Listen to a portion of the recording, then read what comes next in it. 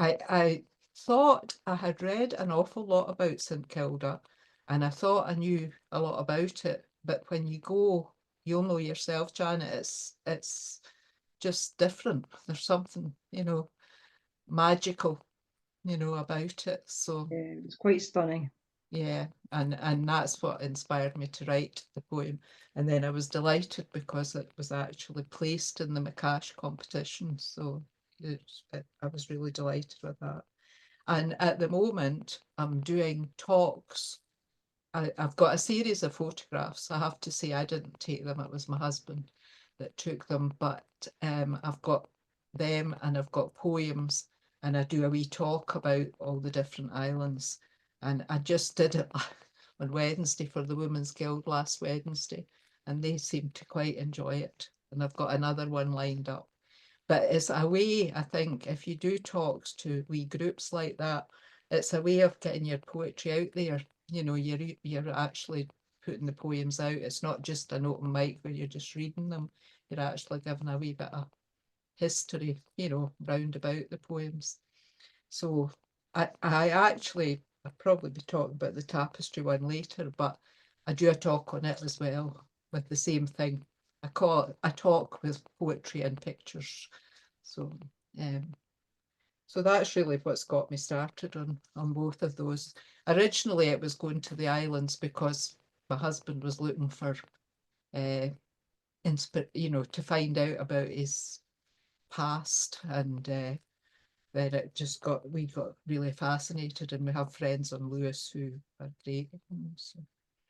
So do you want me just to read the poem, or do you want me to say? I would love to hear the poem. This is the one that won the was the cash poems at the Cash M24, one. wasn't it? Yeah. Mhm. It's called Abandoned Island. We came into the island through a windier licht atween Dun and Harta. The view alone would be worth staying. Sorry, the view alone would be worth staying on for, but they couldn't abide. Our 100 years sign, they quat this earth after an awful travail. They scrived letters, prigging for scran, out to keep them living. They were prude folks with their own parliament, their own laws, but they couldna stand up to hae naething to eat, no even the fulmer's flesh. The high Hegians had to hae a ploy to ferry them off. Winter was lang, cold to the bane, naething left to ettle. Now St Kilda is a quiet port, with starving sheep and fulmers nesting, and only us visitors to gowk at they houses with the names printed outside. Hale families stayed in wee stone single ends, new museums. That's the poem. That's fabulous, Anne. And having been lucky enough to be there last summer myself, it's absolutely evocative of. It's not even just thinking back a generation, because it's 1936-ish, I think, when the last inhabitants left. But it's not just thinking back a generation or two and thinking how different life was for my granny and her generation. It just seems utterly like landing on the moon to us for what it's like when you're there. It's just Yeah. so different, so different. And I And mean, did you find I wanted to go, but I didn't realize how I'd be affected by it. It really did affect me an awful lot. Yeah.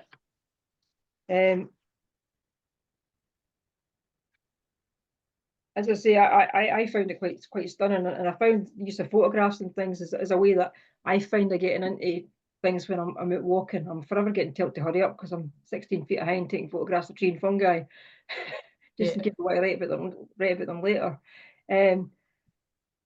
Could I then switch us out to Alan for a wee minute and just say we've heard that lovely evocative imagery, a landscape that hasn't really changed at all, even though man's tried to go there concrete and had to gear up and leave it to the sheep. Alan, can I ask you to tell us something about how landscape and nature informs your writing? Because you were saying that's one of the things that really inspires yourself. Well, yeah, absolutely, yes.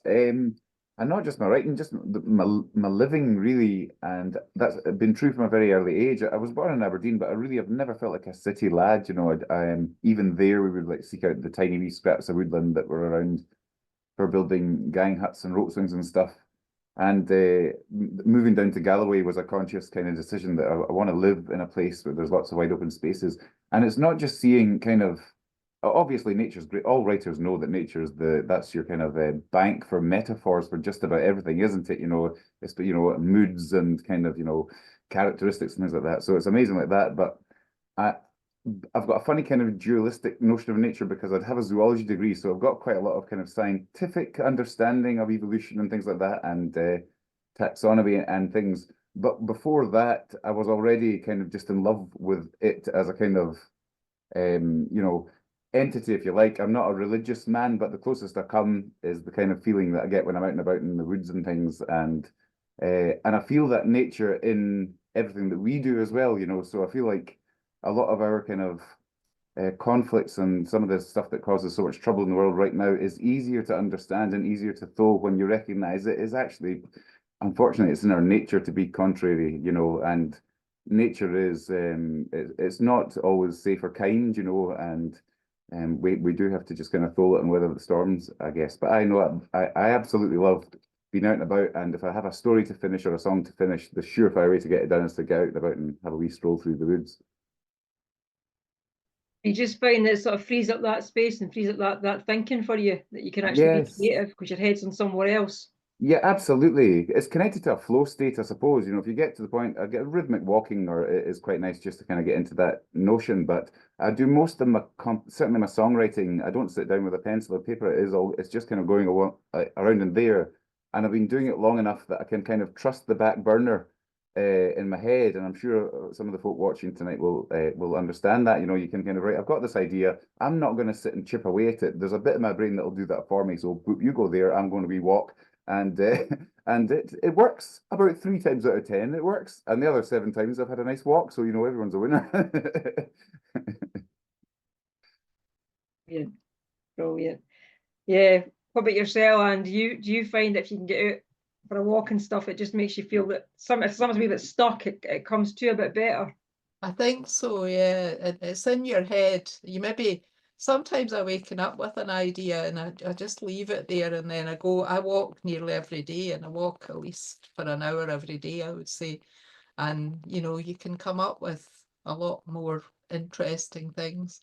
My latest one is Alan knows about the mandarin ducks in Loch Lomond.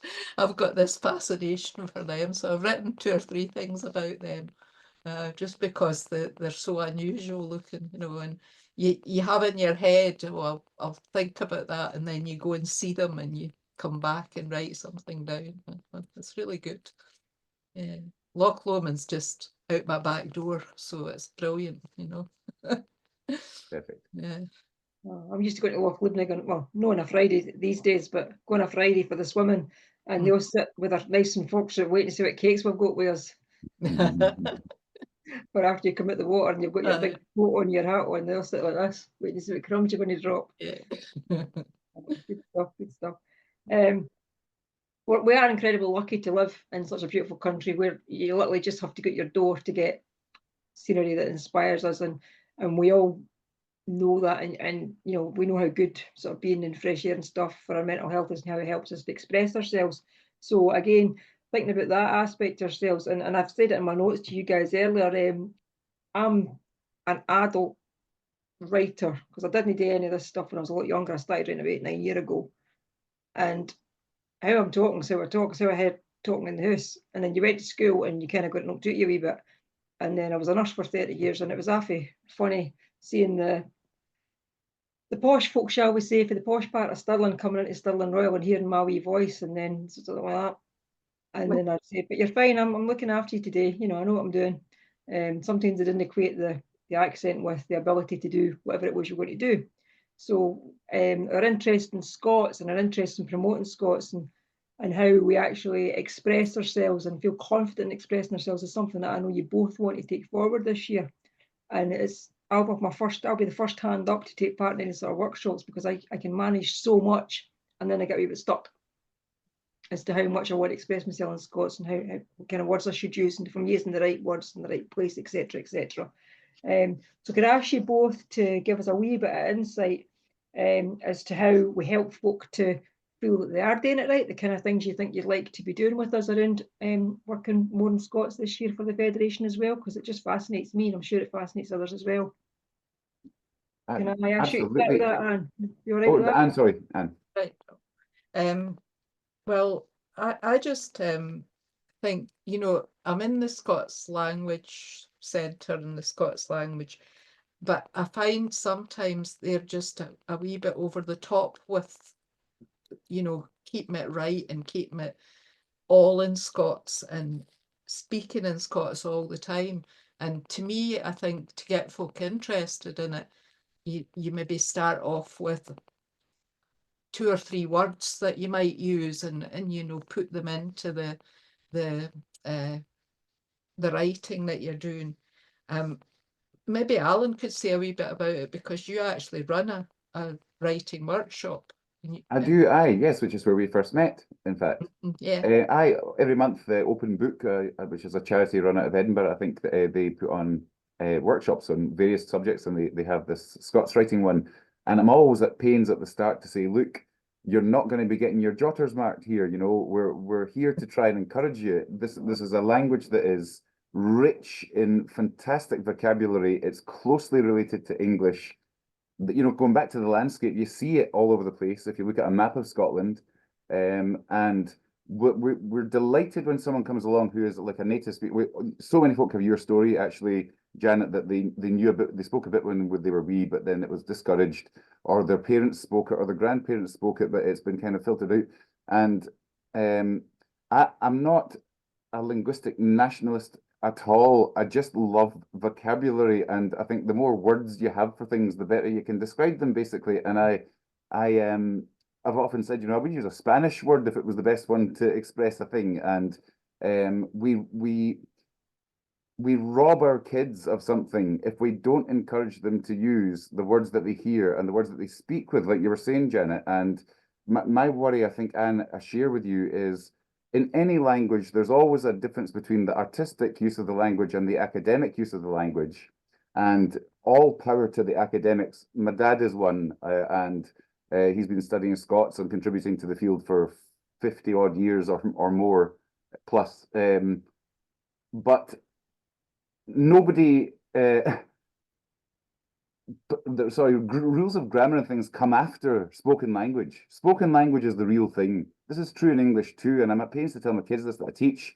You know, the rules are there to try and explain this thing that's kind of pummeled together by itself over generations and generations, with influences from here and there and spelling rules from here and there. One of the nice things about Scots in schools for kids is that we can't claim it has a correct spelling because there isn't a standardized orthography, as we all know, and that frees up a lot of kids. First of all, it frees up kids who think that they shouldn't be writing because the things they read don't sound like what they hear at home. And then there are kids who think we shouldn't be writing because we can't follow these rules that we're being told about the spelling, and we keep getting these crosses and red marks and stuff. I mean, that's a caricature. Teachers don't do red marks anymore. But, you know, that thing, you've been criticised for it. In Scots, folks, you know, a best guess is a good first start. Give us your best guess. How does it sound in your head? Put it down like that, and that's great. And we definitely do not need folk to be thinking they have to sound like Robert Burns or, you know, Hugh McDermott or anybody like that.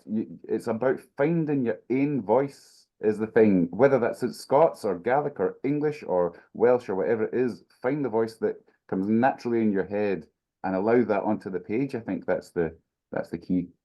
Yeah, because I think if you're able to be authentic to yourself, then as your practice gets better and you get more confidence and stuff, you're going to find yourself able to spread your wings that wee bit more. You know, like I might go from having tiny wee things to something bigger, because, or having more Scots words in it because I know I'm using them in the right place at the right time, kind of thing. And know having somebody that really kens what I'm saying, going, what's she on about? You know, that's where you get put off.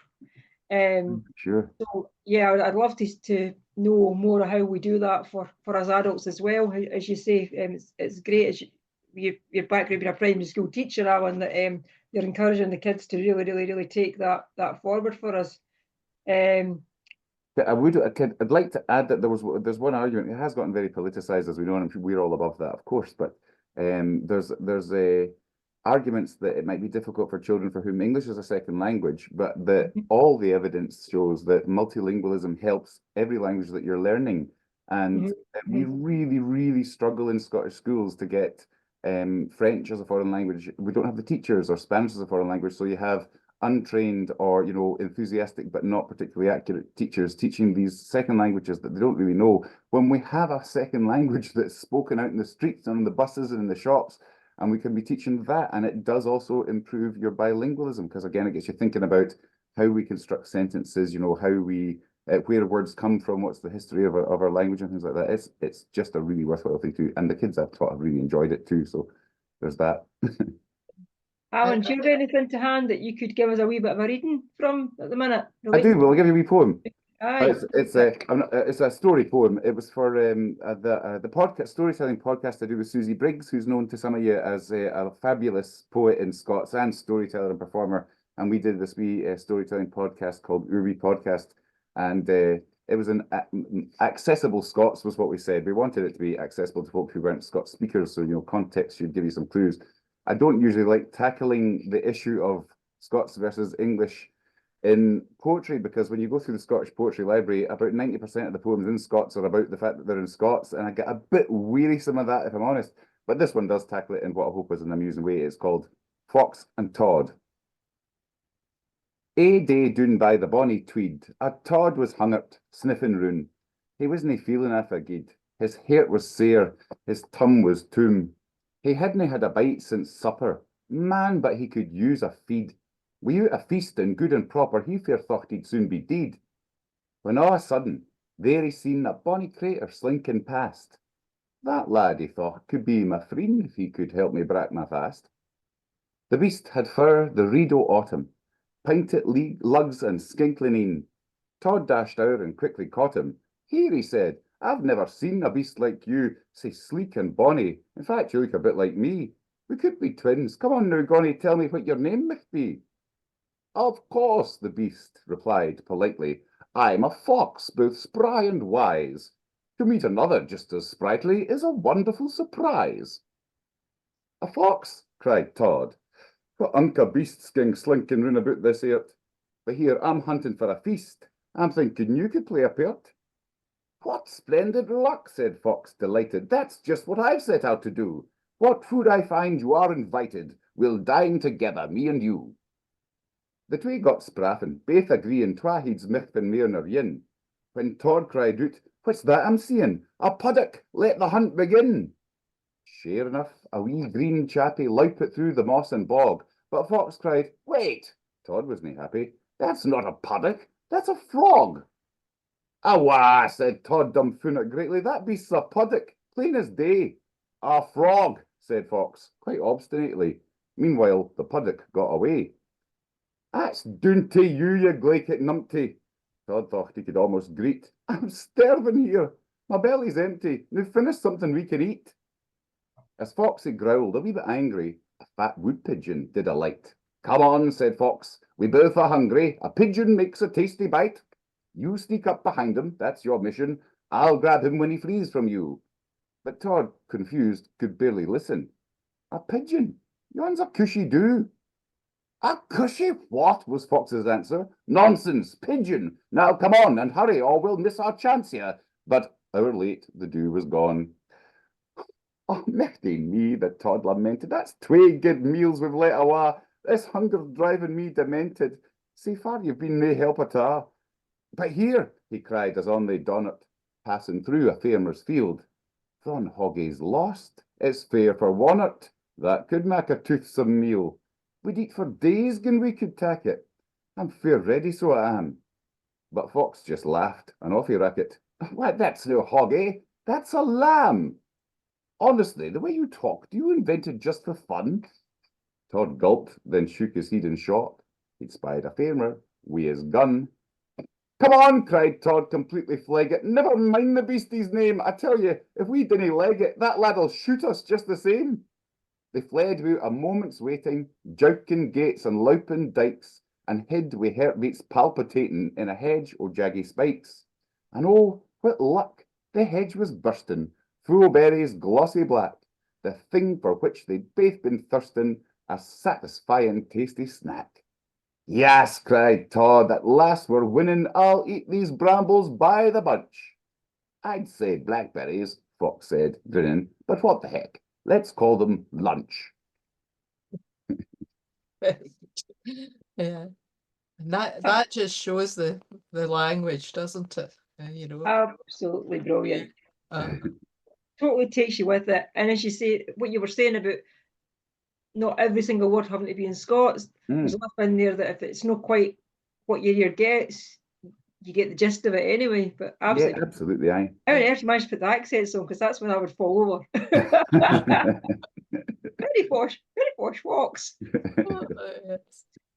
Yeah. There's there's a poem by Les Lochhead, The Bairns Sang, I think it's called. And one verse is in Scots and the next one's in English. Yeah. And it's when she goes to school, she has to change all the words she uses. And I've used that quite a bit in school for, teaching the kids, because they know all the words and they see, the difference between what you speak at home and what you speak outside in the classroom. I think that's the main problem. And I also think it is a problem because English and Scots are quite alike. Sometimes it's just pronunciation, almost the same word, and it's trying to get the balance. And that's what I think. You need a light touch, but you need, to use some of the words and get them to use some of the words. I know I went to a workshop once, and it was Matthew Fitt, and he just took all the parts of the body and gave you the Scots words for them and said, even if you just use them, if you're writing something, just use the Scots word for neb or whatever, een neb, and that, he was using that as a kind of a thing in schools, to do. I had him in a class actually once a long time ago in Kirkinner. It's great. Yeah. It's very I have a tiny worry, and it's a worry that should not really be spoken, because the folk who are trying to encourage Scots in schools are doing it with the absolute best of intentions. But my worry is, as a teacher, having seen what happens when a thing that is fun becomes a thing that is a subject taught in school, it changes its nature, and particularly when the thing that was good about it was that it was yours. And it wasn't the thing, the teacher didn't speak it, the adults didn't speak it. You're not really supposed to talk like this, this is our bit. And that's what survived all those decades of people being beaten with it. It wasn't. I mean, obviously that we have our heroes, like of course Rabbie, who we were celebrating on Wednesday, who have kept the flag flying. But really, the thing that's kept Scots alive, I think, over the generations, has been the ones who knew they weren't meant to do it and did it anyway. And we won't bring them along if we gentrify it all or standardize it all or. And again, I think the folk who are doing these things are doing them with the best of intentions. But as you were saying, Janet, if it looks inauthentic, it gives ammunition to folk who would like to, for whatever reason, political or whatever, crush the movement or malign the movement. So we have to cock Annie with it, but we're in the fortunate position just now that it's so under encouraged that anything we do is a good thing at the moment. It's kind of, let's get the spark burning and see what happens, and then we'll try and encourage the good stuff and maybe sideswerve the less good stuff. Oh, definitely. You just reminded me of an embarrassing story. I might as well embarrass myself to ease off. But when I was quite a young nurse, I was helping this old boy to get organised in the morning and had his shower and all that. And he's sitting and he points at the chair with his clothes at the top of it, and he goes, "Come on, hen, my simmet hen." And I'm looking, I'm going, "What?" He's pointing, my simmet hen. "Do you not get my bloody vest, hen? Come on, hen." Right, okay.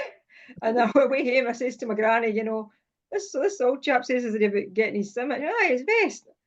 Well, I didn't ken that word. I felt about this size, But he was like, oh, the look in his eyes was like he was very embarrassed for me that I didn't know what he was after at the time, Yeah. So yeah, I'm all for encouraging it. One of the reasons I got involved in Scots was because my father spoke Scots, and he didn't know the English words, you know, he would be talking to you and you'd be saying, what's that?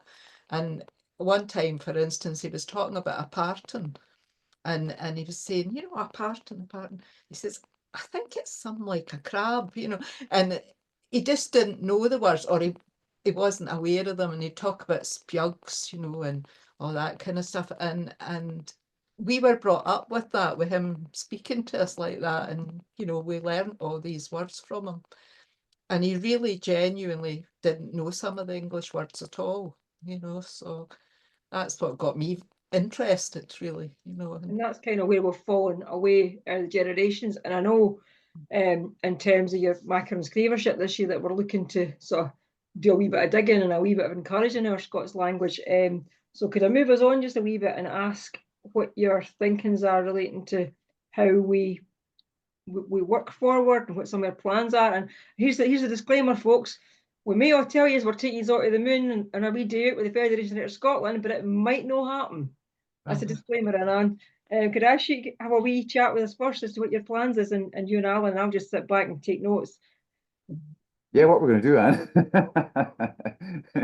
Well, I thought it would be a good idea if we can sometime have a joint thing to do with definitely. Scots, if we can get a, you know, a venue somewhere halfway or whatever, you know. That'd And be great. actually a live venue would be quite nice, and do some Scots stuff, you know. You've Yeah. got lots of songs as well that you could, Oh yes, absolutely, yeah. you know, that's entertaining, and I've got lots of wee poems, and I think we could do something and maybe get folk involved. I think we should do that. That's a plan. Yeah, Yes, that's one idea, you know, of absolutely, yeah. And getting, the online workshop thing has worked really well for the open book, and we could easily emulate something like that. yeah, It's basically, you know, it's the price of a Zoom meeting, which is free. And you know, if we did like a couple over the year, we could like set a thing at the beginning and then have a repeat at the end where we can share work. Because and I don't know how you feel, but the one thing that frustrates me about the ones we do monthly is we have a very short period of time to actually work on the thing. So all we ever really hear from each other is preliminary sketches.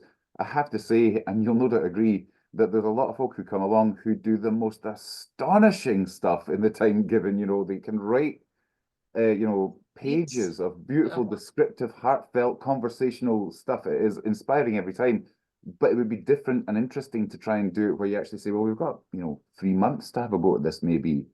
I'd be interested in trying that. And especially if it's using a language that folk aren't so familiar with, it might be helpful to have that extra time. If you really want to do a deep dive, you know, you could start just writing it straight in English and then have a wee go at translating using dictionaries and stuff like that if you had the time.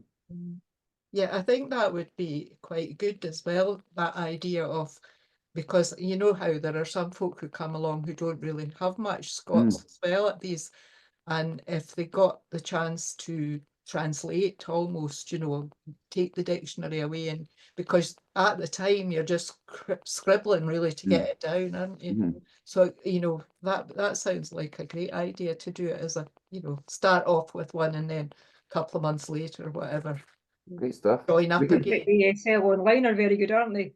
There's Mhm. good dictionaries for getting in. Yeah. What you were saying about using wee poems and songs, a great way of getting in because it's quite gentle and it feels quite safety folk. And I've just bought a songwriters rhyming dictionary because my choir lead was talking about it when we were doing songwriting courses with the choir. So I went and bought myself a copy of that. They come in brilliantly handy for poetry as well because it's a good resource. Songwriting is another thing, by the way, because I think we're songwriters are, I may be wrong about this, but from what the sense I get, songwriters are woefully underrepresented in the Fed, and they should recognize themselves as actual writers, and should be joining and helping us along. And I would, but also I'm sure that there are lots of folk who maybe haven't had a go at writing a song, but who are already really in touch with their, you know, inner voice and their muse and things, and who it would be a very small step just to hop into turn it into a song or two, and I would love to help with that. You know, and I can workshops are great, but you know, I'm certainly contactable through the Fed and happy if anyone's got sort of stuff they'd like looked at. I say that cautiously because I'm quite busy, but you know, it's always lovely when folk want to you know, try their hand at that. Yeah, I would be quite happy as well if folk wanted to say email me a poem or something, and I'd, you know, give them comments on it or feedback on it. I do that already. I've got a couple of people that they send me their poetry and, you know, we discuss it. But it's all done on email, so you're not, you know, you don't have, it's no cost, basically. Mhm. Always looking to save costs. Oh yes, Yeah. all the free stuff will be available. Yeah. Yeah. I'm also hoping, as another thing, I've sent out some tendrils into the children's writers community because I know that my children's writing is one of the reasons that I was given this fantastic post. And so I've got a few interviews lined up, which I'd like to do. I'll do like a video of them and make them available for folk to see. The folk who are keen already are, and I'm hoping they're all members, and if they're not, I shall excoriate them over the interview. But I've got Barbara Henderson and Joan Haig, who wrote Tiger Skin Rug, and Joan Lennon and Lindsay Littleson, who's written the Titanic Detective Agency and lots of fantastic children's stories. And I think a couple more that I can't remember. I've got about 5 or 6 folk interested already. So I might try and do one of those a month so that they can get to know you folks and you can get to know them. And we can recognize that children's literature is a really, really thriving section of our community in Scotland. Yeah, I'd imagine if we have a look at the interest that some people give when they join the Fed, we might well find that there's a strong community out there of writers that would be interested in that. Because again, sit and try something totally different. I've written about 3 short stories in my life. One of them's been published and one of them's sitting kind of waiting on something. And I felt great because that's not what I write, you know. So trying yeah. something different, again, a different style, different audience. I was embarrassed myself by letting Alan know that one of my favourite novels is a young adult's book as opposed to some proper serious literature. But I just love it and I go back to it year and year, and it's a Mal Peat book. And I just, first time I read it, it just caught me, and I read it at least once a year now. So you know, it's not just for children. Not at all. No. I would say that no, I mean the best children's writing is not just for children, and we all know that. You know, it's. I think if you set yourself traps if you think, right, I'm definitely writing for children, and I know what children are, and I know what children would like and what children don't like. And like any writing, you have to write the thing that you want to write. You have to have the story that you want to tell, and you know, I only really the stories of mine that are children's stories could easily, had I not been teaching and had I not been amongst young folk all day long, they might have come out as, you know, I don't know, fables or something that might have been for an older audience or whatever. So it's, yeah, it's. I really would encourage everybody to just, you know, if you're worried that it's a specific genre with specific requirements, write the story you were going to write, and then think whether it'd be something kids would enjoy. A wee bit of advice. That sounds really interesting, and it's a good insight from both of you into sort of how we use practice. You know, which was another thing that I wanted to sort of just hit on tonight a wee bit. How you get inspire yourself for your own writing practice and how you can take things and you're saying write the normal story and then see how you tweak it. I guess that applies to stuff like storytelling as well. I've been lucky enough to take part in the Scottish International Storytelling Festival a couple of times. So one of my good pals, Joe Dowd, does stuff in Quickmanisher. And 5-6 years ago, she invited me along to get involved. So for a couple of years, I got involved with doing that every year. And it was Tales from the Ochil Hills. So while it's not my area and the folklore and fairy stories and stuff of that area, they all knew so well, I had to kind of get my head around for performing them. I found it really interesting, and you were trying to sort of make it that thing that somebody from 5 to somebody to 95 that was in the audience could enjoy. So if we add that kind of practice to what we're doing, it certainly helps us to expand what we're up to. So what sort of tips and hints would you give folk on looking at that blank page of paper and going, that's scary? What kind of things do you use to get yourself there?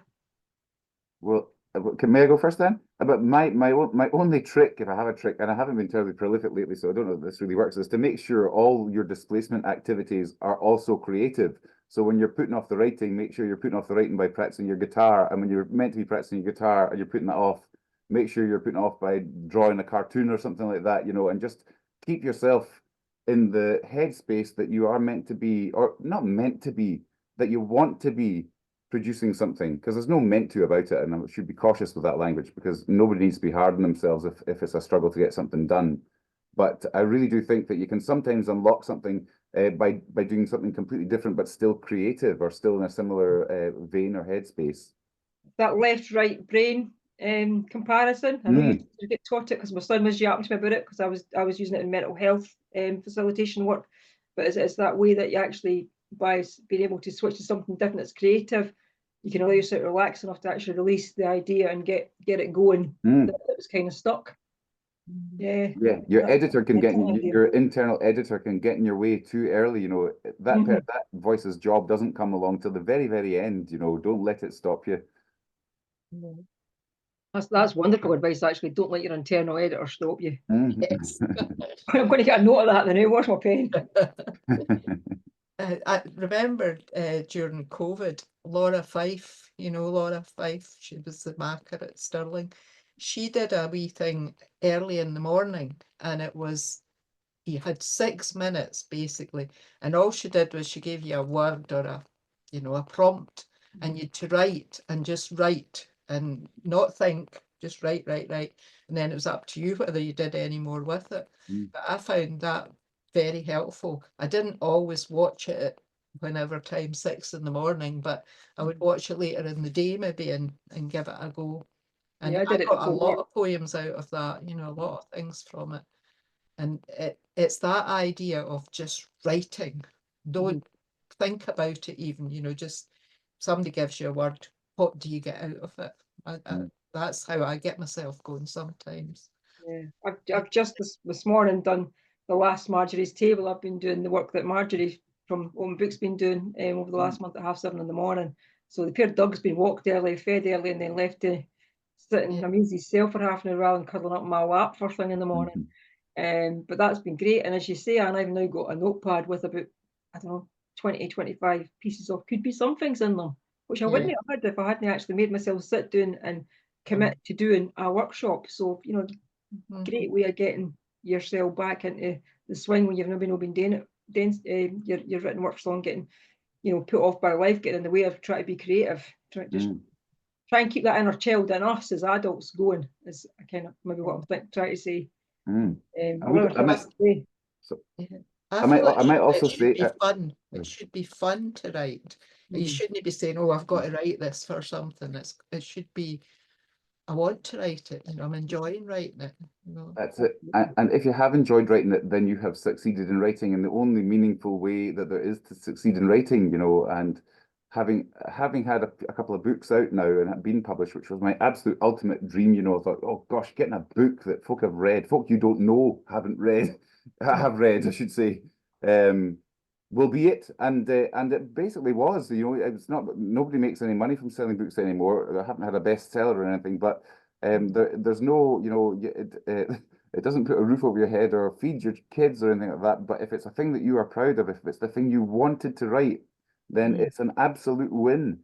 And so one good thing to try is to just try not to be a reactive writer. The publishing industry is a terribly reactive industry. They're constantly trying to recreate their previous success. And I've heard this from agents who say this. So the worst thing you could try and do is think, oh, well, that's a trend right now that's going really well. I'll try and do that. If you want, if it's something you love, then do it, of course. But doing it because it's trendy will, at the very best, you might get recognition for something that's not really you. At the worst, you get rejected for something that wasn't even really you. So the likelihood is you're going to be rejected. Let's be honest. Be rejected for doing something you wanted to do. Let's. I think is that's what lets me sleep at night anyway with my poultry sales. I don't think anybody writes to make money, really. It's enjoyable. It's just it's something that you can't stop either. Somebody said to me, it's like an itch you've got to scratch, basically. You've got to do it. Yeah. And I think if you've joined the Federation of Writers, it's because you want to write. Right. So anything we can do to encourage that, bring it on.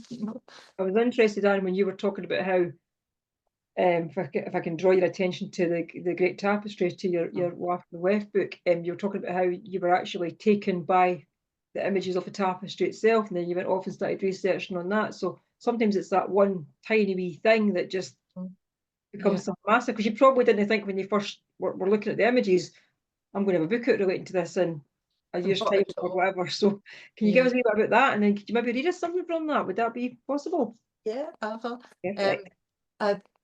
I think what happened was I went to see the tapestry years ago, and I bought the book about it, and see, during COVID, you're kind of looking for something to do, you know, and I found this book and I thought, oh, and I started looking, and the very first picture in it, which was a full page one, I wrote a poem about. I was sitting looking at this image and I wrote a poem about it. And it's called The Surge of the Sea. And it was just, you know, it drew me in there. And I did that one, and then I was on Zoom with this wee writers group that I'm in, and I said to them, I think I'll just write a poem a week on the tapestry. Oh, just like that. And I started doing it, and I ended up with about 50 odd poems, you know, and then they were put down into the book. But it was that first image that started me off, and it was published in an anthology. I sent it in, and it was published in this lovely anthology called Lucent.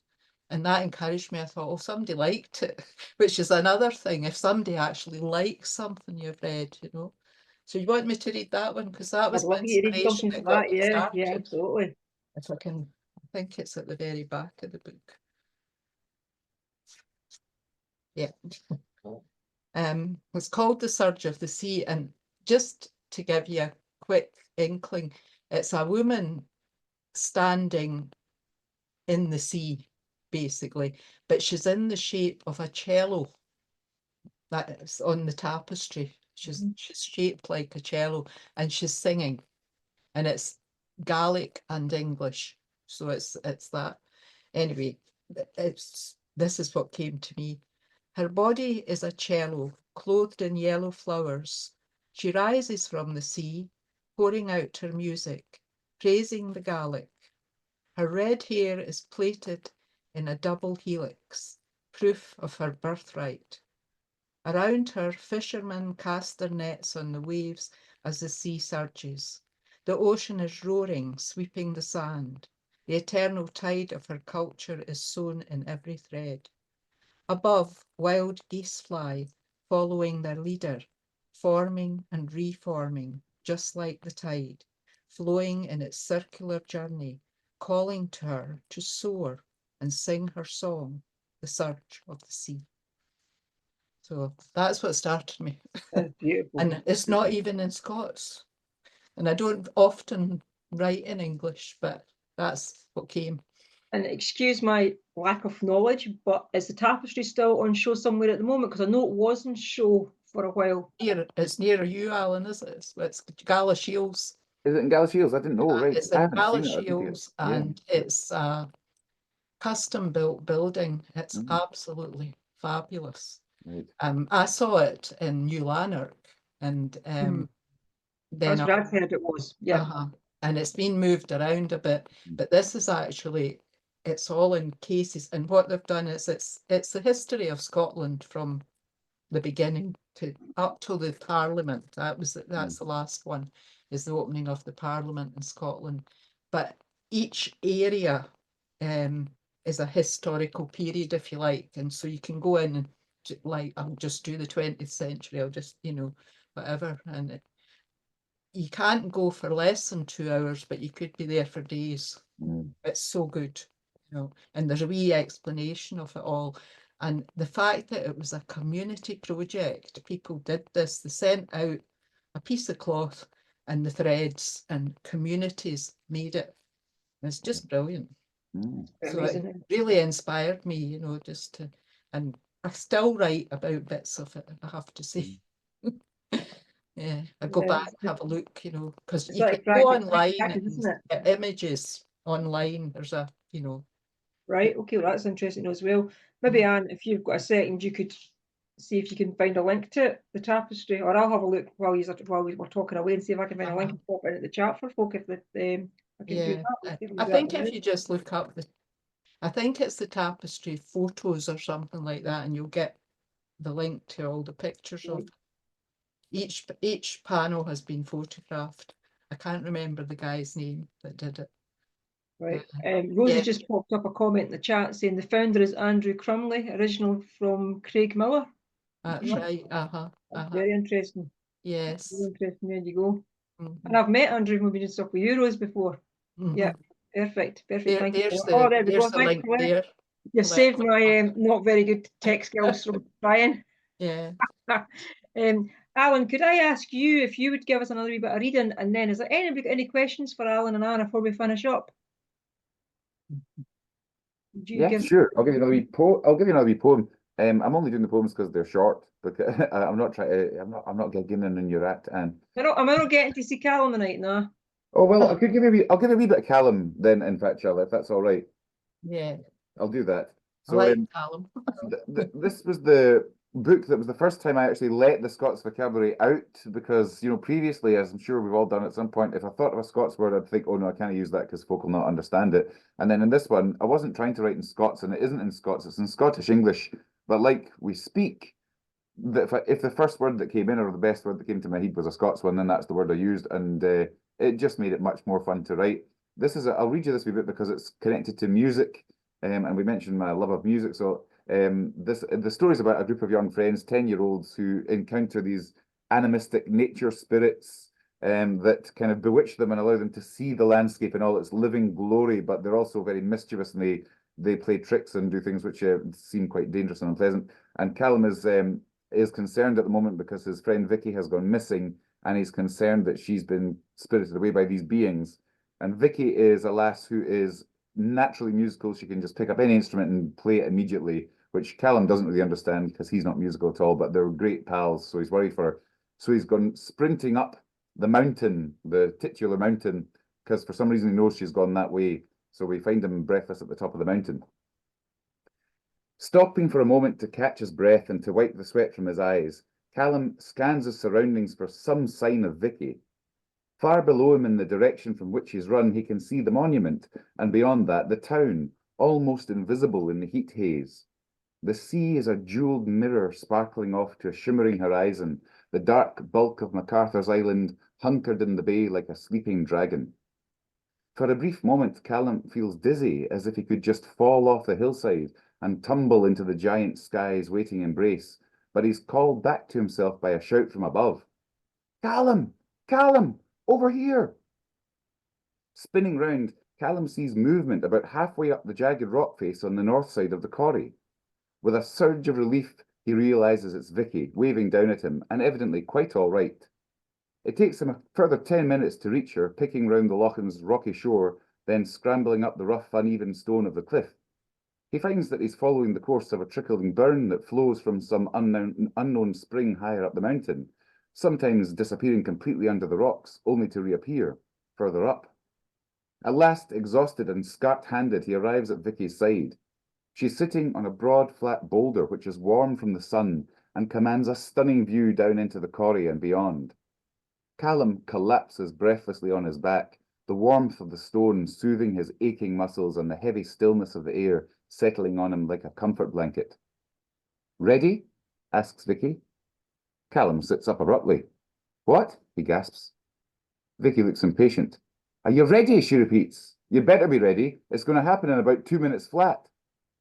This is rather confusing, even by Vicky's high standards, but Callum can't be bothered to argue. He's just relieved she's okay. Well, as okay as she ever is. Vicky rattles on.